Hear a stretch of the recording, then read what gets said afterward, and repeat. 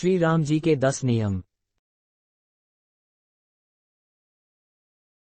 भारत में यह प्रचलित है कि प्रभु श्री राम ने जैसा जीवन जिया वैसा जिए और भगवान श्री कृष्ण ने जो कहा उसे माने। अर्थात कोई भी व्यक्ति श्री कृष्ण के जैसा जीवन नहीं जी सकता, लेकिन प्रभु श्री राम के जैसा जीवन जी सकता है। प्रभु श्री राम ने गीता नहीं कही, बल्कि उन्होंने खुद के जीवन को ही गीता के उपदेशों की तरह बनाकर लोगों को दिखाया।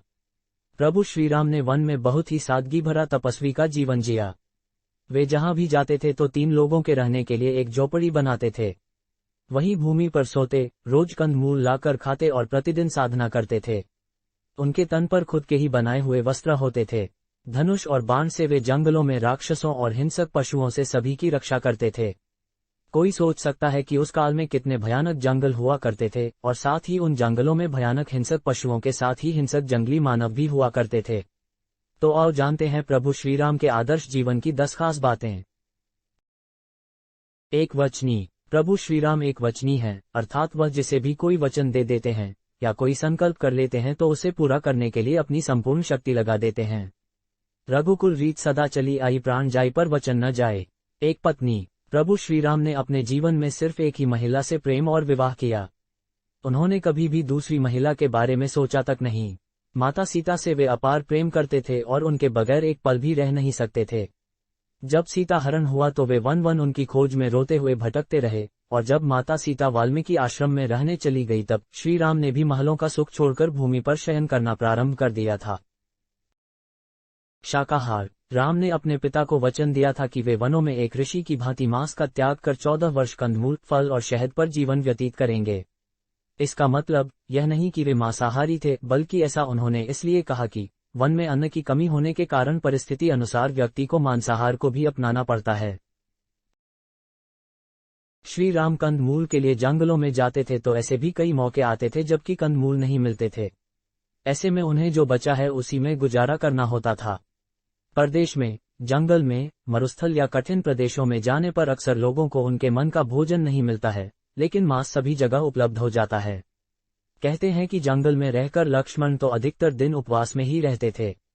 जंगल में रहकर प्रभु श्री राम, लक्ष्मण और माता सीता ने कभी भी तामसिक या राजसिक भोजन को ग्रहण नहीं किया।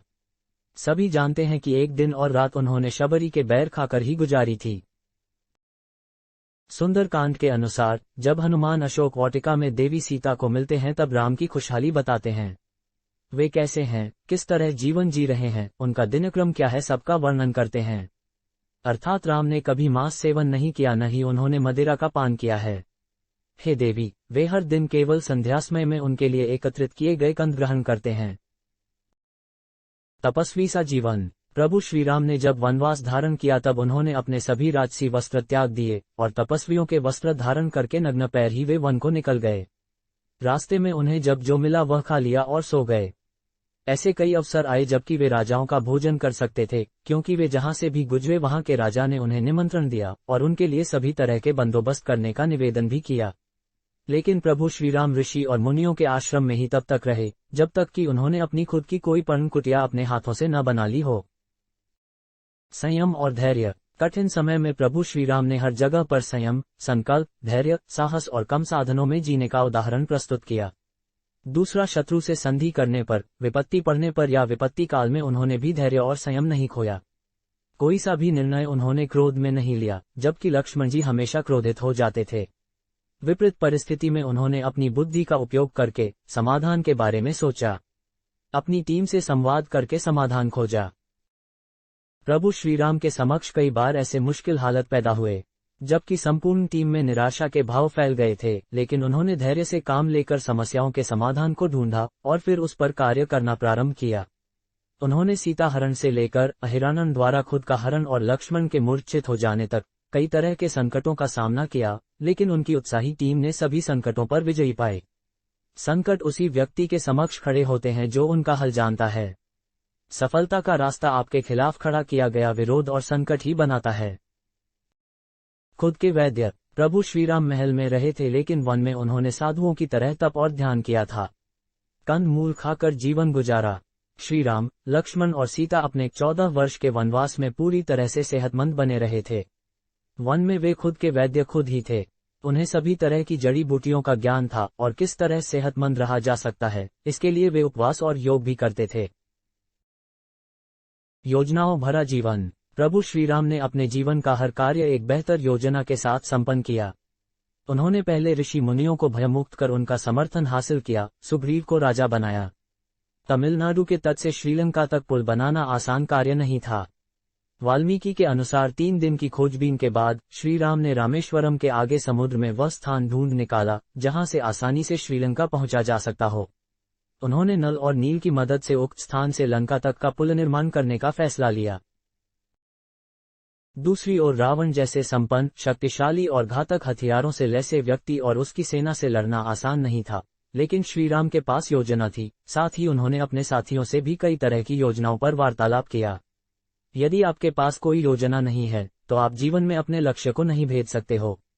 लक्ष्य तभी भेदा जा सकता है जबकि एक बेहतर योजना हो जिस पर टीम कार्य कर सके। सेवा और सहयोग। श्रीराम ने अपने जीवन में कई सेवा कार्य किए। उन्होंने जहां ऋषियों को भयमुक्त किया वहीं उन्होंने आदिवासी और वनवासी लोगों के जीवन को सुधारने का कार्य भी किया। उन्होंने गरीब और पीड़ित लोगों की सहायता भी की।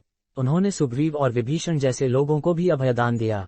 शबरी प्रसंग, केवट प्रसंग और अहिल्या प्रसंग से हमें यह जानकारी मिलती है कि उन्होंने कितने लोगों का उद्धार किया था।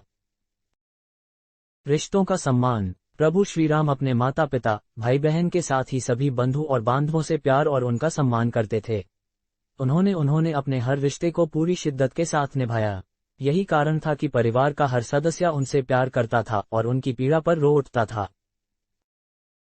भगवान श्रीराम को प्रिय अपने भक्त। प्रभु श्रीराम ने अपने मित्र, भक्त और सहयोगियों को हमेशा सहयोग किया और उनके मन की इच्छा को जानकर उन्हें वरदान भी दिया। प्रभु श्रीराम ने हनुमान और जामवंत को चिरकाल तक जीवित रहने के वरदान देकर कहा था कि मैं तुमसे द्वापर में मिलूंगा, और प्रभु ने अपना ये वचन भी निभाया था। आज भी श्रीराम अपने भक्त को विशेष ध्यान करते हैं। संपूर्ण वीडियो देखने के लिए दिल से धन्यवाद। Please like, share and subscribe our channel.